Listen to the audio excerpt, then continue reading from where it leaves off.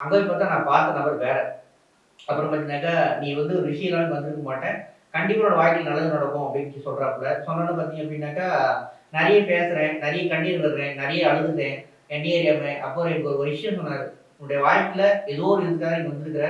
கண்டிப்பா எங்களுக்கு எல்லாருக்கும் ஒரு வழி காட்டுறாரு. நெறைய பேர் தெரியாது. நீ போயிட்டு வர முடியுமா?" அப்படின்னு கேட்டாரு.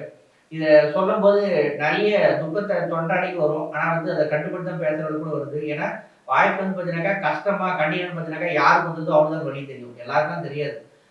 அதனால தான் பார்த்தீங்கன்னாக்கா, நெறைய விஷயம் சொல்லணும்னு நெனைக்கிறேன்.